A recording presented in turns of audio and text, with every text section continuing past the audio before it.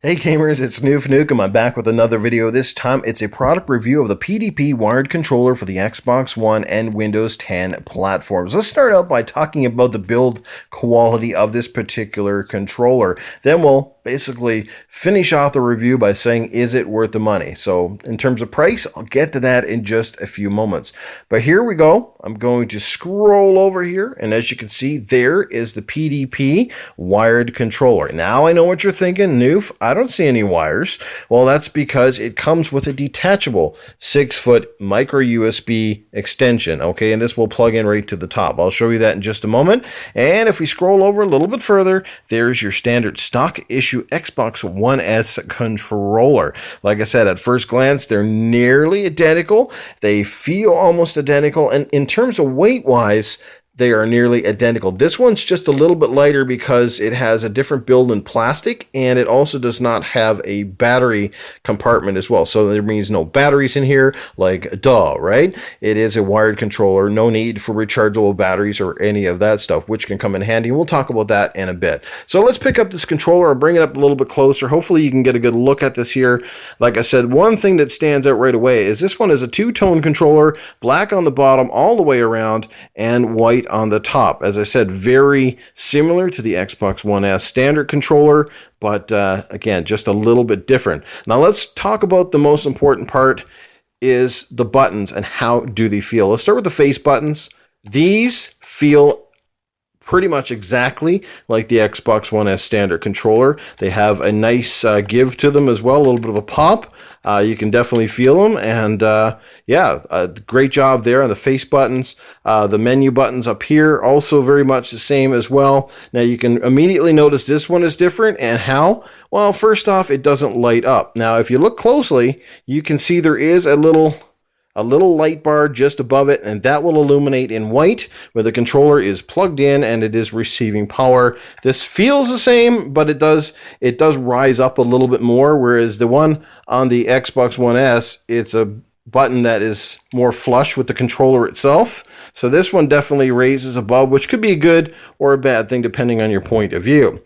Now, any serious controller needs to get the sticks right. And this is where I think this controller really shines. In terms of depth, they are pretty much about the same height as what's on the stock controller. They have a little ring concave, as you can see here, so they have a nice texture and feel to them, and your thumb kind of fits right into the groove.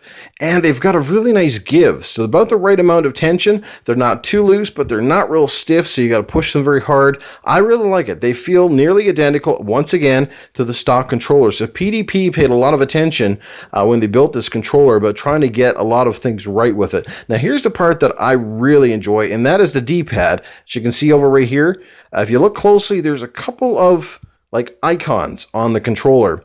Now on the up, we have the plus. On the downside, we've got the minus. Over to the left, you can see is like a little controller, and over to the right is like a little figure, like kind of that reminds you of those little stick dudes or whatever they are that are on the Xbox Live party chat, and that's exactly where that comes in handy. Now over here, you're probably noticing something a little awkward. This button right here. This is a volume control button that will basically allow your D-pad to increase or decrease the volume to your chats, and also the party chat volume or the game volume. So the actual controller moderates the game volume. The little figure on the right is like the chat volume, and of course just regular volume. The up and down is pretty standard. So what you need to do, if you want to say mute your chat, you just hold down on this button like this, and it would mute. And then if you want to increase or decrease volume and stuff like that, you basically hold this button down, and with your other thumb, you would just press on the preferred icon to increase or decrease volume for whichever. It's pretty self-explanatory. If you're familiar with Xbox at all, it's fantastic. Now, one of the drawbacks is it is a newer controller, which means it doesn't have the old way of connecting. So as you can see right here, I know it's a little hard because of the glare. It has a 3.5 millimeter jack, but it cannot take the old style headset. So that might be a bit of a drawback right there, but I think it's a small one. Most people nowadays have the newer headsets that don't use the little receiver. The volume controls, like I said, are built into the controller in this one, so that is really cool. So like I said, build quality, Clickiness is great here. I guess we almost forgot about the triggers. These are fantastic. They almost have the same depth and everything as the standard S. Now the buttons, this one might be the bumper buttons, maybe a little bit more questionable. They feel nice and they're a little bit clicky. How durable they are in the long haul, I don't know, but I played some shooters the other night and this controller stood up very, very well. It was very fast. It just felt nice. And like I said, it's light. Now, some people do prefer a very heavy controller. So if you're kind of a heavy controller type of person, this might not be for you. But if you kind of like a light, durable controller, this is definitely a great catch for you right there. And most importantly, the build quality, like I said, is fantastic. The controller feels good. It looks nearly identical. But here's the kicker. It's just $40, $39.99 at most retailers across Canada, which means it's probably even cheaper in the US. So I'm going to say for a controller with this build quality, with the features that it has, and for $40, this makes a great replacement controller, or it just makes a great secondary controller. You know, if you got a lot of kids around the house and you don't want them breaking your expensive customized controllers and things like that, this would be a great option. I think it's also a good controller even for a primary controller, especially if you're playing a lot of shooters. You don't want to worry about battery life and, you know, having to recharge in the middle of a gaming session. This is definitely a decent controller, but I'll leave it at that. Another nice thing, because it does have the detachable cord, you know, if you have pets around the house that are prone to tearing up cables or chewing on them, hey, at least you don't have to go out and replace the entire controller.